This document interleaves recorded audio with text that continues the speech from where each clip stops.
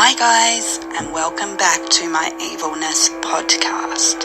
Today we will be talking about the true crime case of Riley Ann Sawyers.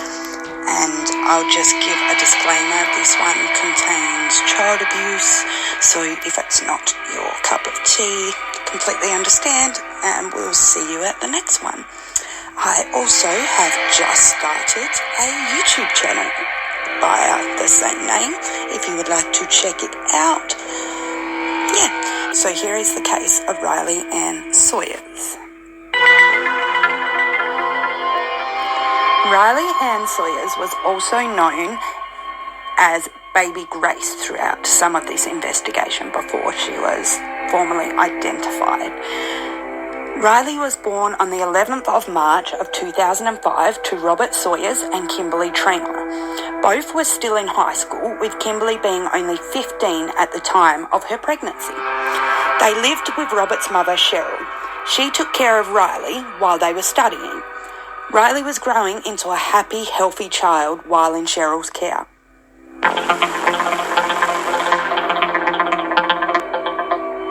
In October of 2006, Kimberly and Robert broke up, but despite this breakup, Kimberly continued to stay living at their house. Shortly after this breakup, Kimberly met Royce Zeigler III. They met whilst playing the same online game.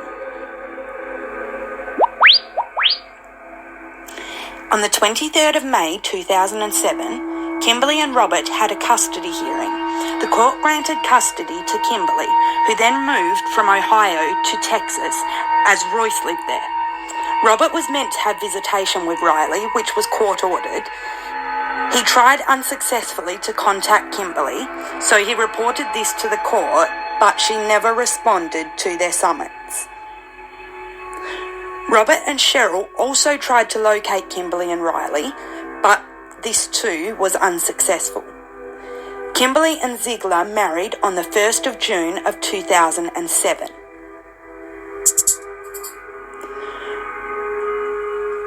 Royce started to raise Riley his own way, saying that Riley should be well behaved and disciplined. He wrote a list of rules that Riley had to follow. Riley had to call people sir and ma'am. She also had to say please and thank you if she wanted something. If Riley was not able to satisfy his orders, she was beaten. It was later revealed that Royce was raised this way by his own father. At first, the beatings given to Riley were done by Kimberly, but Royce doubted her ability to do it well, so he decided to do it himself.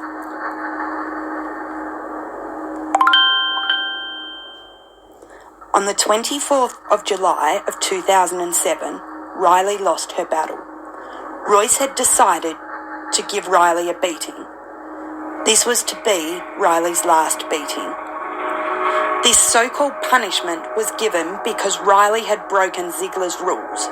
Riley had wanted something and had said, "I want," instead of "please."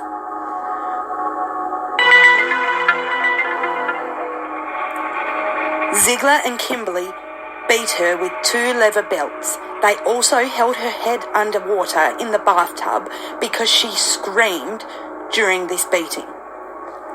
Royce would give Riley pain medication during the beatings, but he stopped this at some point and would place her onto packs of ice.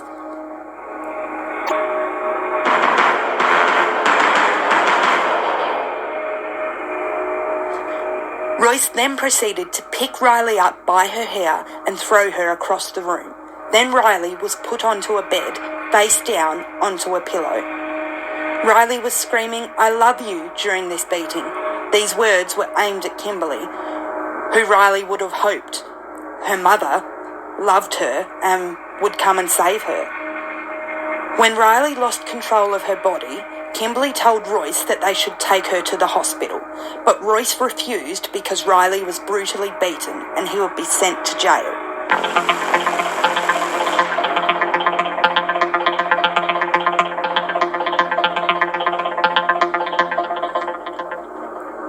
Riley soon fell into a coma. They attempted to perform CPR on her, but it was too late. Riley had passed away.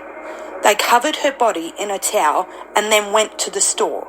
Here, they bought a blue plastic container and black trash bags. Later, they placed Riley's tiny body into this container, which was then put into a shed where it would remain for the next 2 months.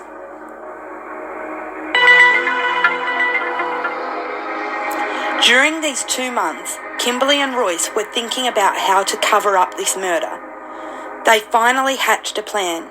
Kimberly signed some documents where she claimed that Riley was taken away from their home because Royce had sexually molested her. They wanted to get rid of the body, first thinking they would bury it before changing their minds, and eventually they threw the container with Riley's body inside from the bridge at Galveston Bay.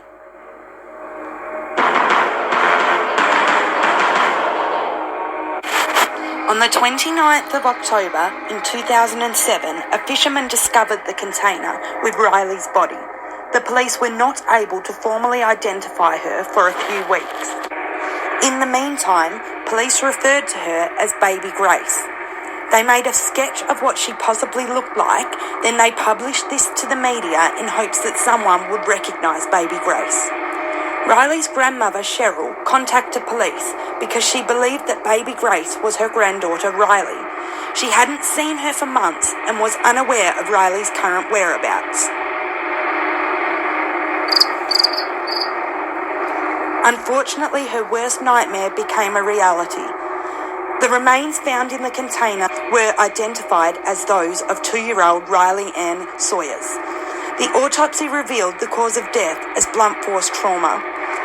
When Riley's remains were identified, Zeigler attempted to commit suicide by overdose. This wasn't successful, and his trial would assume.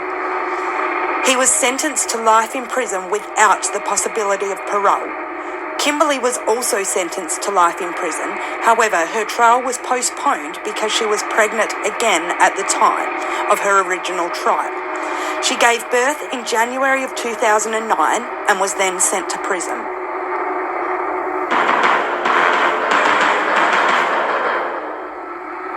Riley's body was returned to Cheryl and Robert Sawyers, and they laid her to rest on the 14th of January of 2008. So that is the case of Riley Ann Sawyers. Thank you so much for listening. I'll try and get another one done really soon. Check out my YouTube channel. It's mostly the unedited start stuff that I'm trying to catch up with from here, but I would appreciate it. I'll get another one done soon. Thank you guys so much for listening. Have a great day. Bye.